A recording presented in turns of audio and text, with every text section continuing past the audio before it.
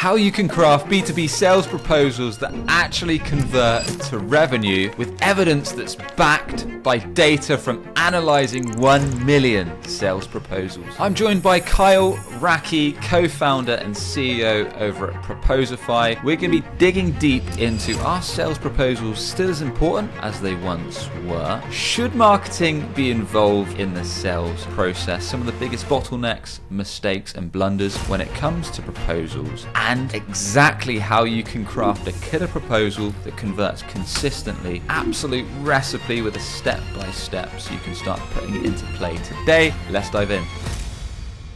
Kyle, welcome to the show, sir. Give us a quick introduction to yourself before we dive in. Hey Sam, thanks for having me. Glad to be on finally the Breaking B2B podcast. My name's Kyle Racki. I'm the co-founder and CEO of Proposify. We are a SaaS company that makes proposal software. We help sales teams and marketing teams send out winning proposals faster, close more deals. And we've been at it now. This is our 11th year in business, although I started much earlier than that.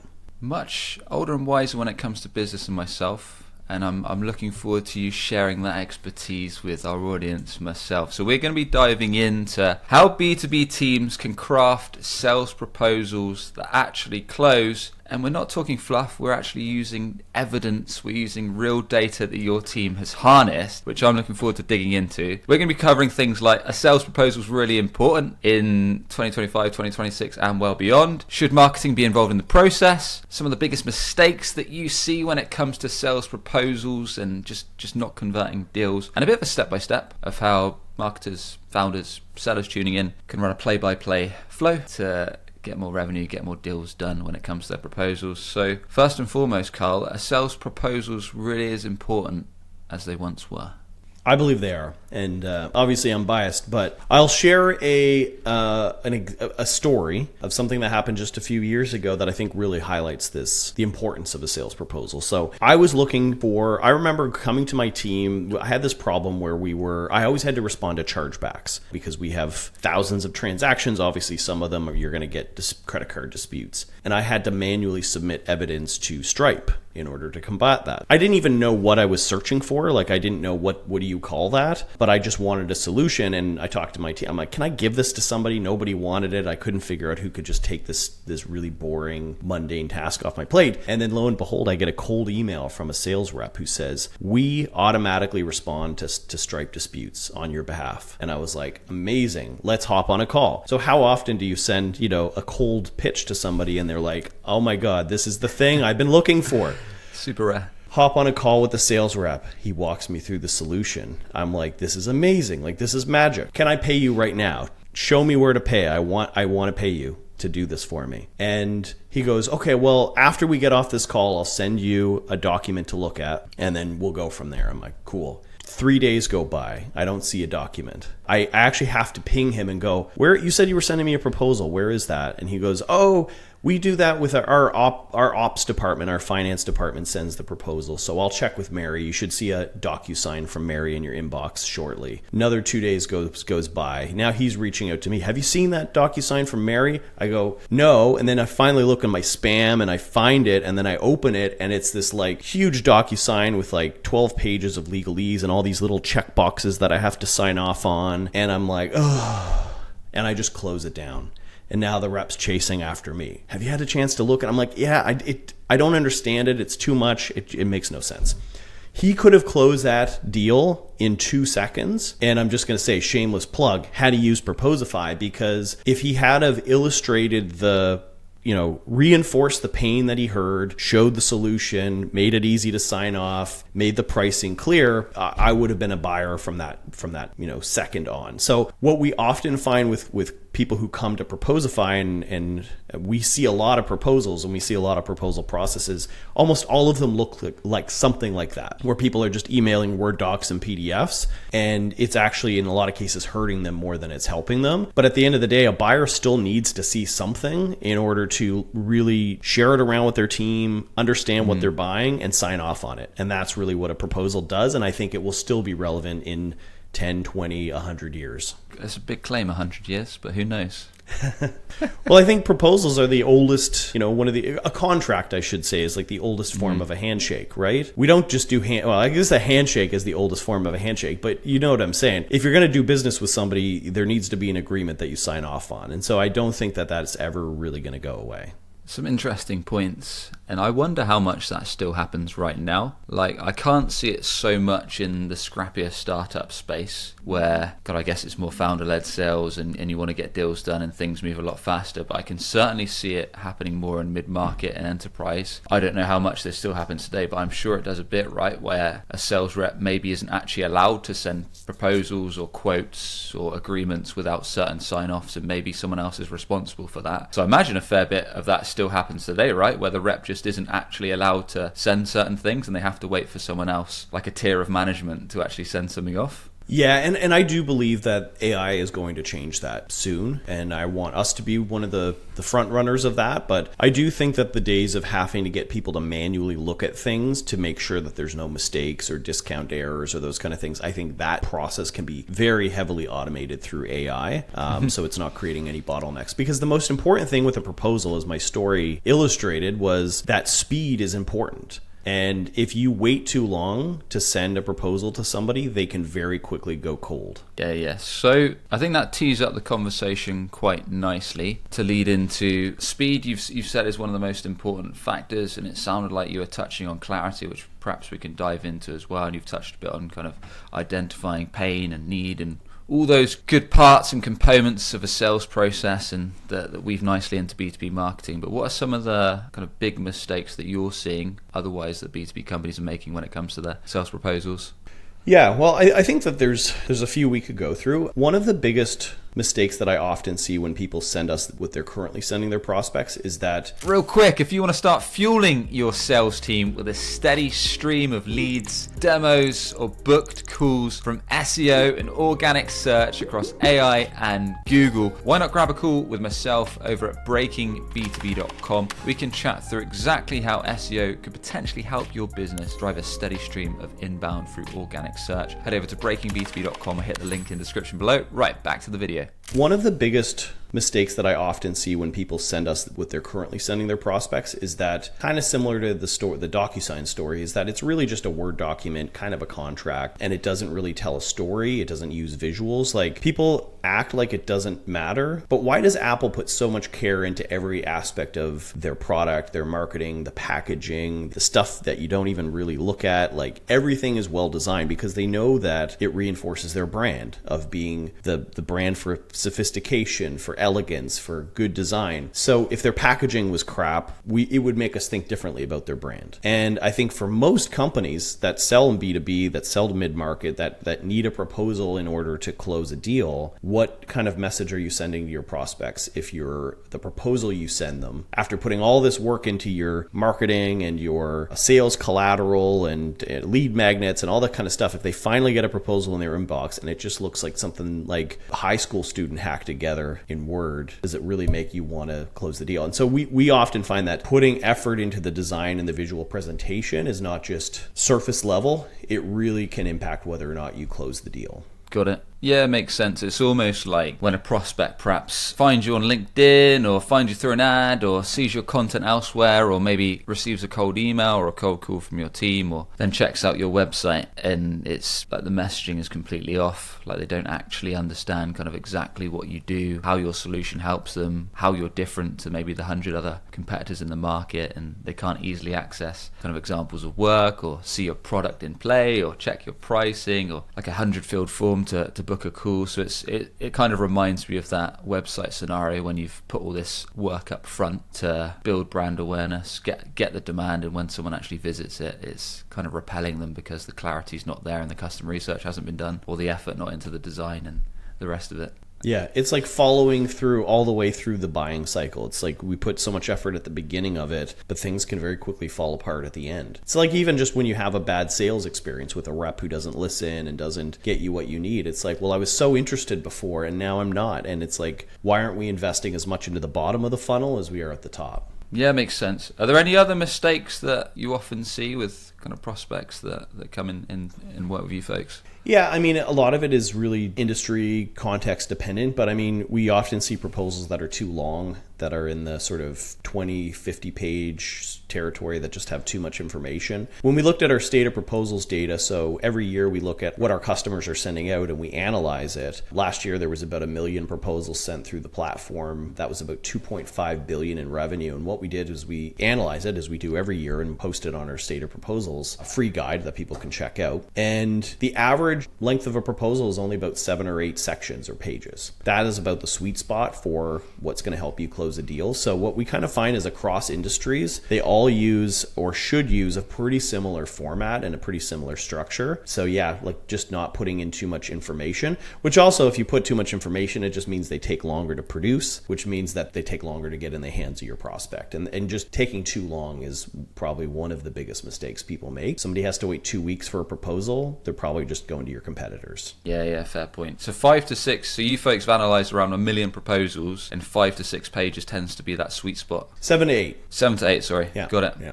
So we've talked about some of the mistakes, we've talked about the importance, but should marketing be involved in this process? Should it be a pure sales activity? What's your thoughts there? I think marketing should absolutely be involved in creating the proposal template that sales reps use. Obviously, if you're responding to RFPs or highly bespoke proposals, then you may need a whole team involved in every single one, but that's kind of an example I'm not really going to use, because the majority of people, at least that we talk to, are sending kind of more proactive proposals, not responding to tenders and RFPs. So yeah, I mean, like for example, what we do at Proposify, because we just revamped our own proposal template using a new version of our product, version 3. And essentially marketing was involved in creating the template and putting in all the, making it look great, embedding video, helping tell the story, refining the copy. But then from there, it's like, you don't want marketing to ever be a bottleneck in the process. And that's what we see is often the case with a lot of customers who come to us is, if marketing has to do every proposal, and that means that, like, for example, in the case where I gave you the story,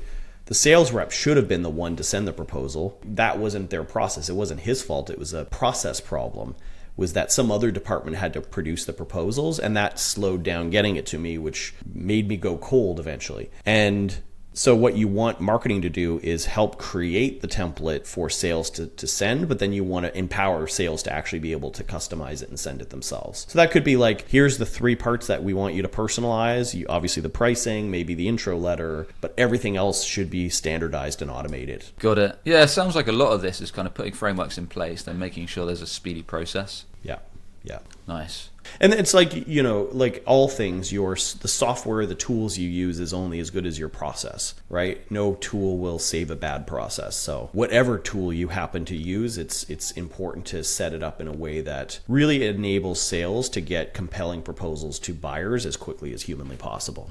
Good stuff. So let's break down, I want you to share the recipe that makes a killer sales proposal. From the top, maybe even starting with the thought process. Feel free to weave in the data you've got from analysing 1 million plus sales proposals, almost like a step-by-step, play-by-play. So what should kind of teams be thinking about when they're right at the start of their journey up to actually kind of hitting send? Yeah, I mean, I'll actually use, for anybody listening to this, they wouldn't be able to see it, but at least for anybody who is able to see this video, they should be able to hopefully see what I'm sharing here, which is, this is our new proposal template that we created in Proposify. And as you can see, for us, we're a SaaS company. For you, it might be a consulting firm or a marketing firm. But a lot of the elements are pretty consistent, which is we've got a cover. So obviously showing the name of the company, who you're selling to, trying to make that a really visually compelling cover letter. Think of it like the hero banner on your website. That's important. Then you get into an intro letter, which can be fairly standardized, but you want it to be a little bit customizable. This is also where AI can be really helpful, to take your standard intro letter and take data from your CRM, from your Gong calls, whatever you happen to be using, and just personalize it. Because that's ultimately what I think the most heavy hitting part of the proposal, other than the pricing. We know people go to pricing first, and that's okay. They go to pricing and then hopefully read the rest. But the intro letter letter is your chance to tell your prospect, I heard you. When we spoke, this is what we spoke about. These are the challenges that you're having. Here's how we can help. And you'll probably, again, industry dependent, because I know for SEO firms like yourself, there's usually some bit of an audit or a report you kind of need to put in place to say like, hey, we crawled your site and here are the areas of opportunity where we can fix. So depending on what kind of service you're selling, you may need to put a little bit more than just a cover letter in. You might need to put a bit of an audit, let's say like a landscaping firm putting in photos from a site visit or something like that. But you really want to make it about the prospect. You want to make it about, we heard your pains and challenges and here's how we solve it. Sounds pretty obvious in a lot of ways, but it's not often what you see. You see kind of like the about us section. Here's how great we are. Here's our awards. Here's our badges.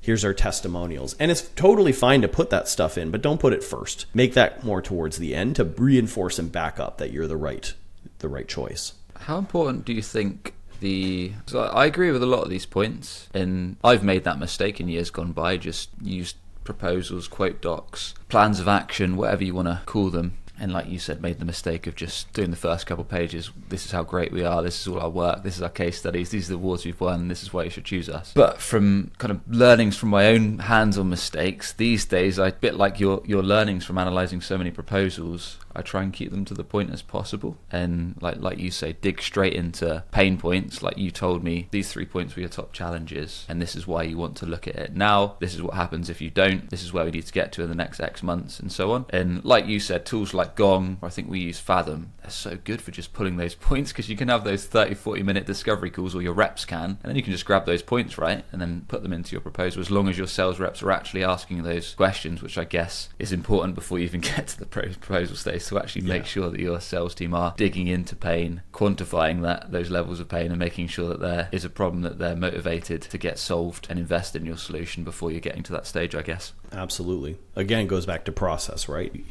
The process is more important than the tool that you use. For sure. So yeah, moving on. So for us, what we do in our proposals, this is where we talk about us, right? So we say we're the proposal experts. Here's evidence that we know what we're talking about. And here we've got some stats, total dollars won by companies in Proposify in 2024, et cetera, et cetera. So again, totally fine to use this information, but we recommend just focusing on the customer first. Yep. Then we get into kind of like value props, right? So I wouldn't get exhaustive here, but we have 3 different sections that talk about essentially the 3 big challenges that we solve. Offer a better presentation to your buyers, outshine the competition, visibility, eliminate the proposal black hole, and 3, send proposals in minutes, not hours, through automated workflows. So for you, it might be other things, but this is a really great chance to reinforce your positioning. How do you stand out from your competition? Because that's the thing about proposals. They're almost always never in isolation. You're almost always being compared to a couple of your other competitors. And this is your chance to stand out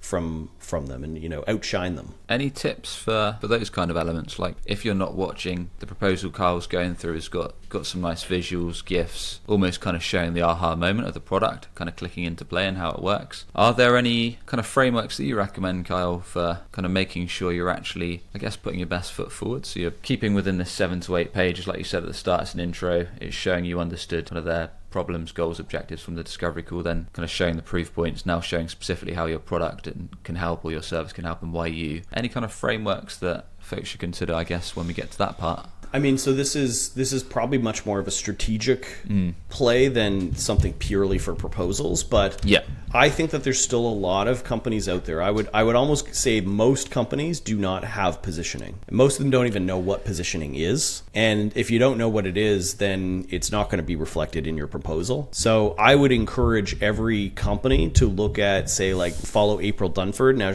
a lot of her stuff is very focused on SaaS companies, but a lot of it is extremely applicable to almost every type of business out there. And like her book, obviously awesome, and her frameworks for finding your positioning. Basically, how do we stand out from alternative solutions in the mind of our target audience? Get those things in place and make sure that they are reinforced by your proposal. And we could probably do a whole episode on positioning, but curious to get your thoughts on that. Oh yeah, like you said, it goes way beyond a conversation of this, doesn't it? Way beyond proposals. I mean, it's basically your company. It's understanding why prospects choose you over your competitors, knowing who your competitors are, and then, like most good B2B marketing, kind of interviewing the right type of prospects, like the recently won clients, the recently churned ones, and kind of understanding those trigger moments of kind of why they chose you, why they almost didn't, what they feel about your competitors, what they hate most about your industry, all that kind of stuff that kind of builds the recipe for your position in the marketplace, and also what you stand against. Yes, stand against is very important. And I don't want to put you on the spot, but I think, this would be a really helpful exercise. Is like if I'm talking to Sam Dunning, Breaking B2B, and obviously SEO is a competitive field, like almost every industry is competitive. What are the things where you could, essentially somebody who's looking to buy SEO services goes, okay, well, I obviously want more search traffic. I want better search traffic. I think I already know the answer because I've seen your marketing, but I'm just curious, how would you sort of say like, oh, this is what we believe at Breaking B2B. This is how we differ from maybe some of the other SEO agencies. Oh, yeah. Nothing I do is complex. Most of the stuff I like yourself, like I either read it, I learn it, listen to folks smarter than me, like B2B marketers, founders, and then just apply it. So in this case, loads of B2B marketers were coming to us saying like their SEO teams were delivering loads of traffic, but none of it was converting to pipeline, like leads, demos, booked calls, signups. All I did was kind of come up with a few strap lines that were relevant to that. I think 20 months ago when I started Breaking B2B, put a poll on LinkedIn, and the one that got the most traction I went with, and that was for us, B2B SEO for revenue, not vanity. That's kind of what we stand against. We stand against kind of traffic at all costs. We'd rather deliver less traffic and drive more pipeline, and that's kind of why we've doubled down on the like 90 days to pipeline motto that we often put in our content, videos, LinkedIn posts. And that was just getting info from sales calls, really, because I was running those and getting real feedback from the market on what they didn't like, and then leveraging that in our messaging.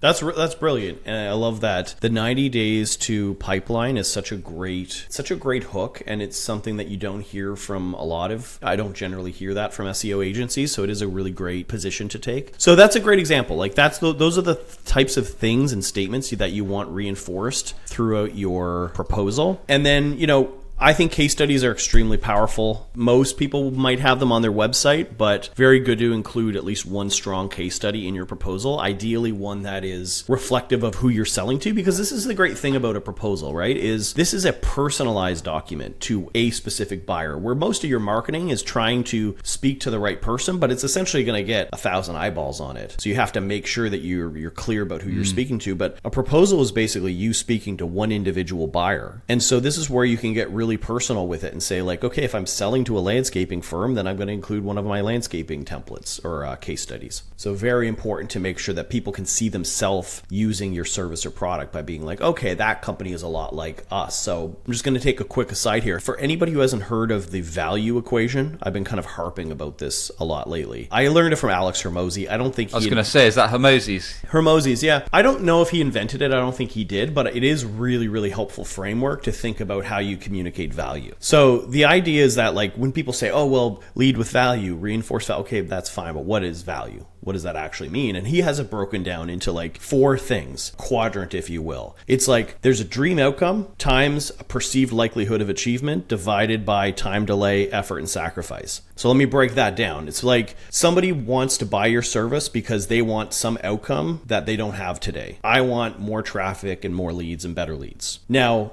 if they don't believe they can get that from you, then there's essentially no value. That's why when people reach out, sales reps, and say, hey, we would love to 10x your lead volume over the next 90 days. Are you able to take more revenue on? They say all those silly things.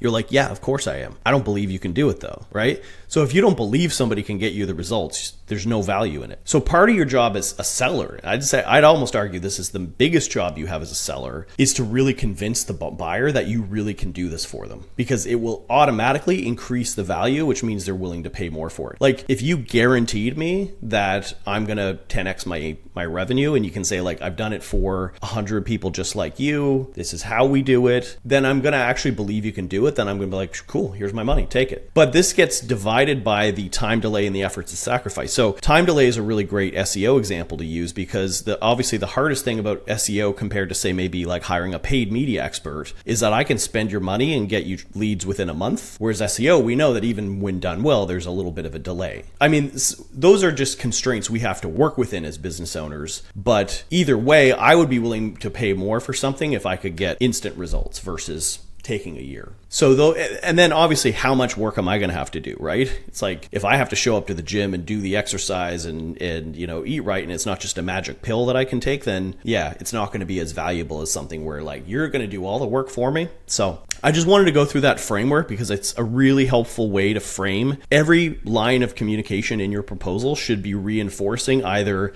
the dream outcome, convincing that we can do it, but also making clear how long is it going to take to get these results and how much work are you going to have to do. And if you can minimize those on the bottom and maximize the ones on the top, then it's going to be a valuable offer. Yeah, great breakdown. I think it's like reducing risk as much as possible as well, right? And like showing like the status quo is going to cause you harm almost. Like if you stay put, this is what's going to happen. Here's why us. Here's how we're going to do it. Here's what happens if you stay as you are. Here's the expected outcome. And here's undeniable evidence that we've delivered this for X amount of prospects exactly like you. Really good example. Like when I started breaking B2B, someone gave me that advice. So literally as soon as I could, I got a video case study with as many clients as possible, just so we could have like, even though we were 3-4 months old, like undeniable evidence on our case study page. I think that's a really good point.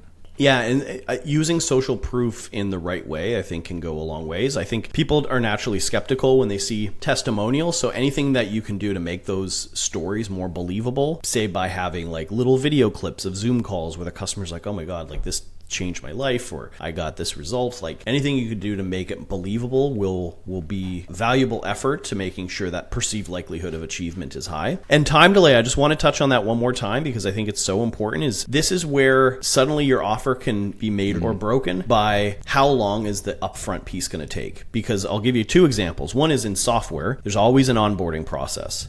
And if you know, for example, very complex enterprise tools, that it's going to take a year to get this off the ground, it makes you not want to buy it as much as something where you go, okay, we could be up and running in 2 weeks. Same thing with an agency. I've hired a lot of agencies over the course of my career. There's one thing that rubs me the wrong way, and I know why agencies do it, but it still, as a buyer, bums me out, and sometimes I just don't proceed, is when you feel like you know the service you want, you just want them like, hey, we've got everything together. We've got all of our strategy documents and positioning. We'll give it all to you, but we want to like start executing on day one. And they say, oh no, our process is we have a strategy, upfront strategy, and it's $20K and it's going to take 6 weeks and we can't start any work until we do the strategy piece. As a buyer, you're just like, no, we're just not doing it. Because it's like, we are not a mom and pop shop that doesn't have like strategy figured out. And that's not why we're hiring you. We're hiring you to like drive our SEO, drive our YouTube, drive our LinkedIn, or whatever it happens to be. Time to value is a big one. I think it's something that can be improved. Like, I like the fact that this is going, like, we're talking about proposal best practices, but we're also talking about kind of frameworks that just make sense for companies that want to up their B2B marketing. And like time to value is something that I think every business can always look to improve. That's something I'm constantly thinking about from our agency. Like, how can we, like you say, give a better experience in the onboarding, execute quicker so they can start seeing impact from our work. And like you say, if you can work out ways to clearly show evidence of that and explain that in a really simple to understand and instant to grasp way in your proposals and the rest of your marketing collateral, that's pretty important. Absolutely. I mean, one thing we haven't talked about is pricing, because that's ultimately one of the most critical pieces of your proposal. That's what people are always wanting to go. Like, everyone when they skips see to that, it.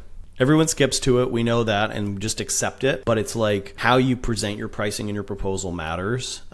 Whether or not you make certain things optional, whether you let the user customize or the prospect customize the pricing is really important. We have a customer who we hired. I always love it when I end up finding a customer of ours can also help us solve one of our own internal challenges and being able to hire them. So we hired an agency out of Calgary, Vero Video. We'll just give them a little shout out. They're a YouTube agency, right? So they kind of help you with your editing and your content strategy and how your thumbnails, like basically just help you get more views on YouTube. And what I loved about how they presented pricing to us, they of course used Proposify to do it, was they made everything a la carte. So unlike the first agency, who actually I looked at hiring a content agency about a year prior, and they had the big expensive upfront strategy, and we're like, we have a strategy, like we don't want to hire. It's like, no, it's not optional, you have to take it. They were completely different, this agency, Vero, because basically, there's a ton of different YouTube services, thumbnail creation, optimizing your actual profile page, helping you with editing, helping you with topic ideation. And they presented it in a really beautiful way, but everything was just a checkbox. And so we as buyers could go like, okay, we definitely want that. No, we don't want that. We can do that ourselves.